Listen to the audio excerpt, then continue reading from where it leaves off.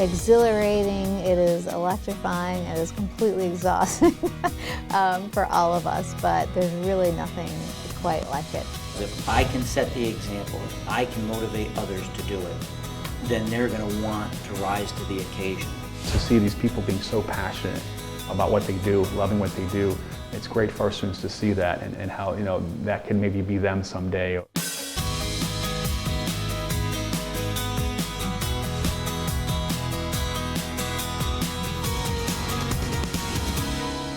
Hello and welcome to University Beat. I'm Denise White.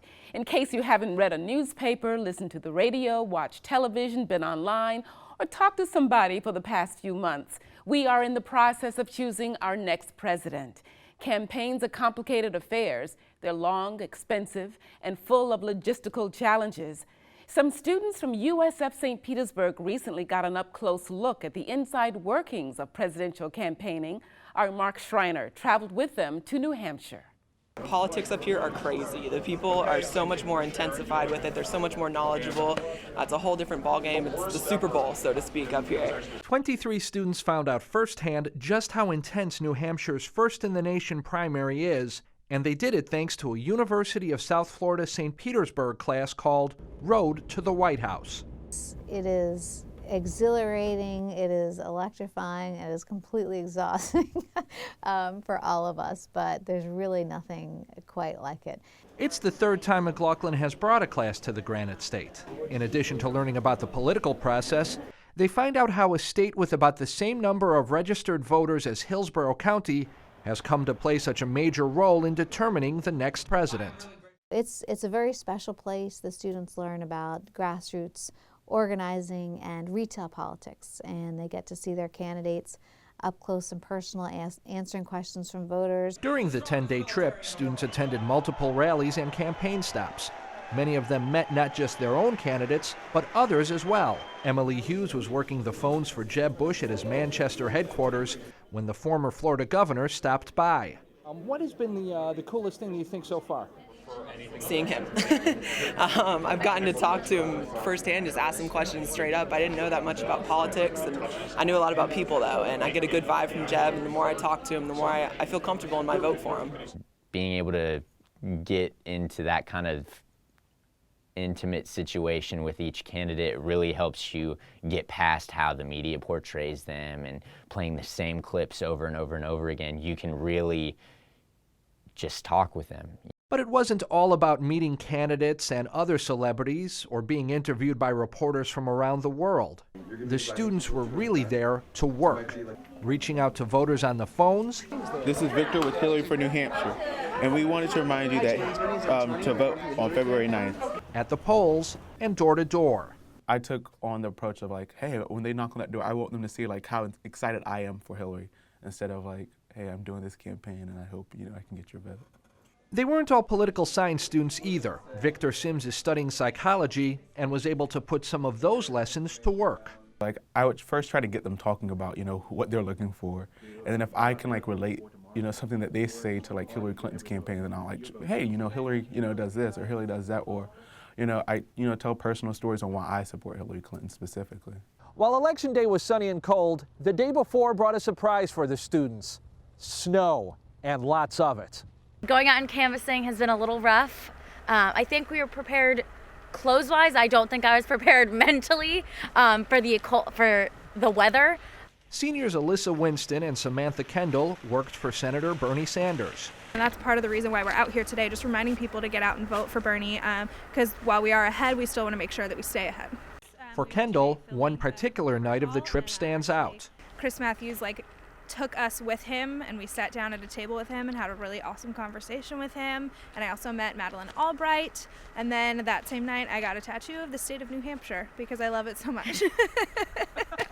Many of the students are young enough that they've never voted in a presidential election before, but they say their experience has certainly moved them enough to stay involved in politics. My mom and dad will tell me all day, go out and vote, it's very important. Okay, Mom and Dad, I'm sure it is, but when you're actually involved and you're trying to get other people to get out and vote, you it sort of dawns on you how important it really is. So I am definitely glad that I was able to go on this trip.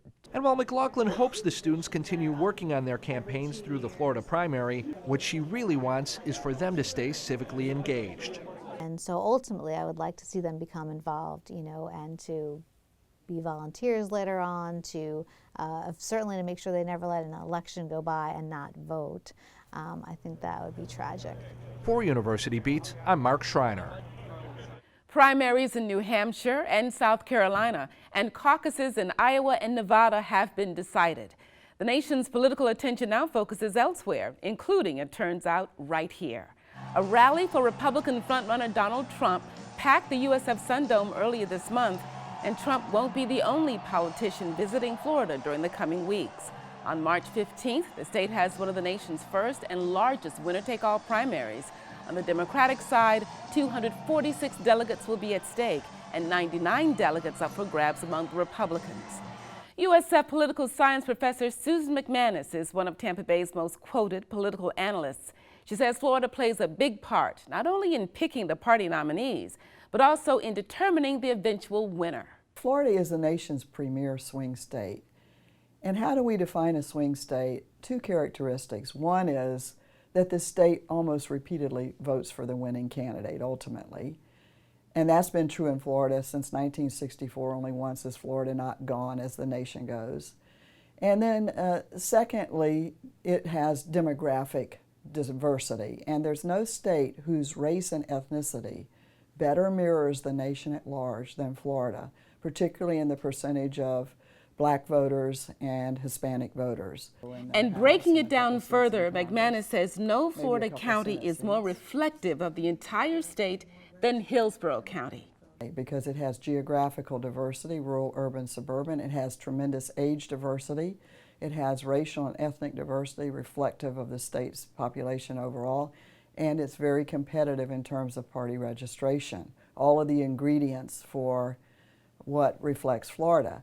So in the past, and it could change, but in the past the saying has been, as Hillsborough County goes, so goes Florida. As Florida goes, so goes the nation.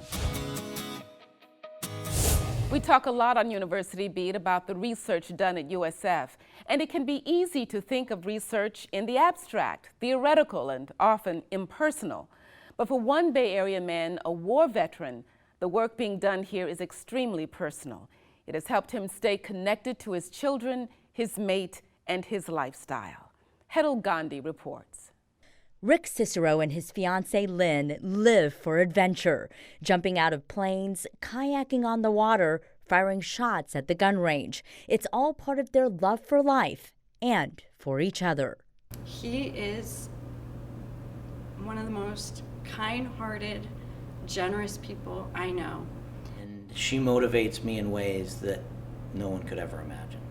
Motivation that would shape Rick's life following a devastating injury in 2011 when he was serving as a military contractor in Afghanistan. And unfortunately, that time I didn't realize I was straddling a pressure plate. So as I turned to get out of the position I was in, I activated the device, and it immediately blew my right leg off below the knee. Caused severe damage to my left leg and my right arm. A former sergeant with special ops, Rick was now a double amputee, facing a long road to recovery. When you get out and you get the list of, well, you can't do this, you can't do that, you'll never do this again, you'll never do that again, it takes a whole lot out of you. And my goal is to prove those medical professionals wrong. To prove to them not only can I do it again, I can do it as good as most able-bodied people. That attitude made Rick the perfect candidate for the state-of-the-art prosthetic testing at the University of South Florida's Motion Lab. All right, go ahead and step on up into here. Dr. Jason Highsmith is an associate professor of physical therapy and rehabilitation at USF. He also works with the James A. Haley Veterans Hospital in Tampa, helping hundreds of amputees like Rick. I want to run today. How do we do that? And so we would get a gait belt and we would run with him up and down the hall. And he was a lot of challenge at that time to hold up, but now, as you can see, he can do it on his own. That's very characteristic of non-amputee gait, and so that is a good place to be. So I try. Looking good, yeah. The running prosthetic was just the first step. Rick was also the first in the nation to test the Genium. It's the world's only microprocessor-controlled knee, which anticipates movements and then adapts. Within the first couple of months of walking around on a Genium, I was back in a bike suit and wearing dogs again. From training dogs to his own personal fitness training, Rick is so determined he created his own push-up device. When he showed it to researchers at USF, they took it to the next step and said, geez, this is a really great idea. It really looks wonderful. Can we make it better? And they built 3 variations, and the 4th variation is sitting outside the door, and it's the only one I didn't break. USF's team also created prostheses for kayaking and rock climbing. They pioneered military functionality testing by using obstacle courses to determine whether certain prosthetics would allow a wounded veteran to remain in service. They even helped thousands of amputees get insurance coverage for a computerized leg device by proving it works. It's all part of their work to help keep active guys like Rick moving forward. He's very independent functionally. He teaches weapons classes and different things. He continues to associate with the military community, the veteran community, and even in the private sector. He's a lot of fun to work with. He's a very inspirational individual, and yeah, we just enjoy having him as part of our research. If I can set the example, if I can motivate others to do it, then they're going to want to rise to the occasion. Job all the way across. Rick's biggest motivator is his fiancée, Lynn. He had a crush on her back in high school, but it was only after his injury that the two reconnected. He just completely brightened my day. I remember going on Facebook later that day and posting, I got to talk to Rick Cicero today. It was so awesome. 4 years later, they're engaged. I will tell you that she is worth getting blown up again all the time and any day. And little Miss Lynn is the love of my life. Rick's got plenty to live for and the tools to make it a life worth living. I'll be danged if I'm going to let life pass me by. For University Beat, I'm Hedel Gandhi. The online MBA program at USF St. Petersburg has been honored by U.S. News & World Report. The magazine rates the program as among the top 100 in the country. That's a first for the 3-year-old course of study. U.S. News says the program ranks 4th among Florida universities.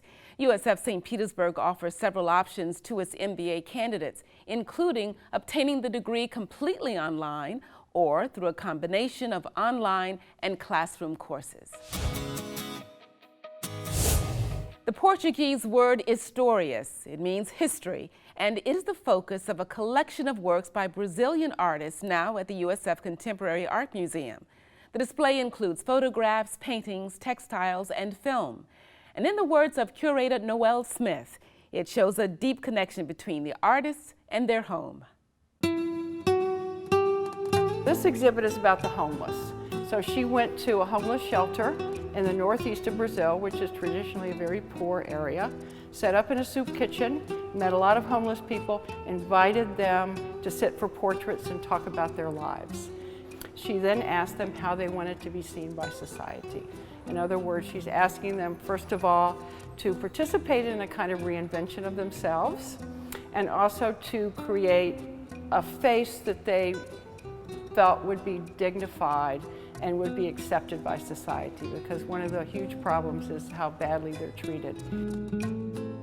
The lush, verdant landscape, vegetation in Brazil that invades everything, and then he's looking at the modernist architecture, which is very much a huge contrast with the vegetation. You also see that sort of battle between the natural and the built environment, which reflects the larger struggle of Brazil between the depredation of the environment and economic development. It's happening all over Brazil. The message of the film is an examination of power, is an examination of of gentrification and how certain populations are left out of this economic development. The people who make the city what it is are being disdained and are being made criminals, actually, by the city administration. She works with these fabric remnants, and these fabric remnants are always used. She always finds them, or people give them to her. And she creates a new life for these fabrics that have a life already. You know, they've been used. It's like when you go to a vintage store and you can imagine the dress that you buy, who wore it, who made it. Well, the same thing. All of these pieces of fabric have a life, that she gives a new life. That tree is a relic of the forest that used to cover that area. And it also talks about the immense quantities of water that are needed to keep that turf like that. Brazil is in the midst of a huge water crisis. So millions of gallons of water go to maintain that golf course that is used by a very few people, who in turn hold the reins of power in Brazil. The Museum of Contemporary Art is on the USF Tampa campus. The Astorius exhibit runs through March 5th. USF headed in a new direction on February 28, 1971. That is the date Cecil Mackey became the school's second president and instilled a new emphasis on research and related funding. Mackey launched USF's medical school, its School of Nursing, and its first PhD program. After USF, Mackey was president at Texas Tech and Michigan State. If you had to pick a favorite memory from your college days, what would it be? Meeting new people, learning new things, maybe walking across the stage at graduation. As they do every week on University Beat, some USF grads share their thoughts about life on campus. My favorite memory is graduating both times and walking across the stage with my family and friends being there and knowing that I made them proud and everything that I was able to accomplish during my time at USF. What I liked best about going to USF was living in the dorms, and I made a lot of friends living in the dorms and all. So, and I still talk to many of those people today, so that I would say was my best memory. In my years at USF, I really enjoyed all the networking opportunities that I was given. Just the fact that internships, able to meet people, connect with people, and then really have it pay off down the road to get a full-time job and expand my horizons. You heard the one graduate mention networking. That's certainly one of the selling points of the USF Alumni Association. But don't take my word for it. Take it from Bob. Jimbo, I know you came in here looking for a raise and a promotion, but hey, listen, we decided to give it to Bob. Bob? Yeah. Listen, honestly, I have never seen two candidates more equally qualified, but hey, everybody loves Bob. Yeah, but I'm your favorite nephew. You still are, you? Crazy. Hey, what is that? Some kind of secret hand sign of Bob? Oh, hey, Bob! Not at all, no. Bob! Jim, say hello to your mother for me. The organization behind that message is the USF Alumni Association. Its executive director is Bill McCausland, and he joins us now. Bill, welcome to University Beat. Thank you for having me. We saw that funny video of Bob. Yes, I just love that. It's pretty good. Bob. But on a more serious note, because we know that's kind of tongue-in-cheek, but the Alumni Association does, in fact, offer important networking opportunities. It does, and that video is really playing up on the fact that bulls stay together and that fellow graduates of the university look out for each other. And so there's always that networking opportunity and always that built-in bond and camaraderie we have amongst 300,000 graduates of this great university. Well, you know, a lot of times alumni associations are always depicted as asking people for money. What's your response to that, and how do you deal with that? Well, I'd like to say we're not in the money asking business. We're really in the connecting alumni business. We want to connect alumni back to this university, something that served them well and something they have a strong attachment to. And if that means that they want to give of their time or their treasure, then that is fine. But it's not really about the money piece of it. It's about the relationship piece, about staying connected forever. And what are some of the other advantages to being in the Alumni Association? You know, it's interesting about the Alumni Association. We're not really about the benefits. I like to say it's about that emotional attachment that I mentioned earlier. I'll use it just as a simple analogy that when people sign up for AAA, they want their car towed if it breaks down. When someone gives to the American Heart Association, they don't expect something in return. They do it because it's the right reason, and they want to help eradicate cardiovascular disease. When people join the Alumni Association, they join because they want to stay connected to the university that has served them well. People have a real strong attachment to USF. Our students love it here. And yet they're students for 4 or 5, maybe 6 years in some cases, but the majority of their life they're going to be an alumni of this university, and they're going to want to stay connected. So one of the best ways to do that is through membership in the Alumni Association. And it's not just a benefit for the university, but also for the community as well, correct? It is. It serves everyone, and this university does so much for this community and the community for the university. But we're graduating a very educated workforce. We're a strong economic engine, and our students who become alumni are out and making a difference in this community, many of which stay in the area. 72% of all of our alumni stay in the state of Florida, and a high percentage of them stay in the Tampa Bay region. And so how large is the Alumni Association? We have 303,000 graduates of the university, and so that's a lot. From a membership base, because we're a membership-based organization, we have 36,000 members. So a little over 10% of them are connected through membership. And membership is a way for them to give back to the university. It is a gift to the university because we're a dues-paying organization, so it's just one way to do so. You also focus on current students. Why is that? You know, it's interesting. Some people will say to me, you're an alumni association. Why are you doing student programming? Students are real important because guess who's going to be our alumni in a few years? Kind of alumni in training, if you will. So we do a lot of student programming. In fact, we have the largest student organization on campus by a factor of 5, and that's called the Student Alumni Association. There's more than 6,000 students that are a member of the Student Alumni Association, and it gives them networking opportunity and growth opportunities and leadership opportunities as part of this organization. And how can people contact the Alumni Association?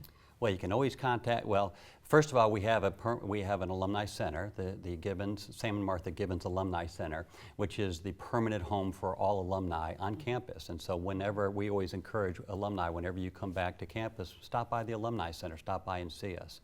Of course, you can contact us through social media, through our website, through telephone, and however, but there's plenty of ways to reach out to us. What else would you like to see the Alumni Association do in the future going forward? What we really focus on is connecting people to the university. And what's always a challenge for us, and it's a challenge for all universities, is connecting people outside of the Tampa Bay region. The further away you get from your university, the more difficult it is for you to connect with them because there's not events that you're attending or there's not athletic events that you're attending because distance creates a problem. So we continue to focus on activities, relevant activities for alumni outside of the region. So whether it's in Atlanta or it's down in Miami or New York or Washington, D.C., what have you, we need to have what I call relevant activities for them. Something that would say, I want to get involved, I want to attend an activity in my city, a USF-based activity. Bill McCausland, thank you so much for joining us on University Beat. You're welcome. Thanks for having me. Think of college students and food, and what usually comes to mind is something like ramen noodles or pizza delivery, hardly fine dining. But at the Culinary Innovation Lab at the Sarasota Manatee campus, fine cuisine is exactly what they're dishing out.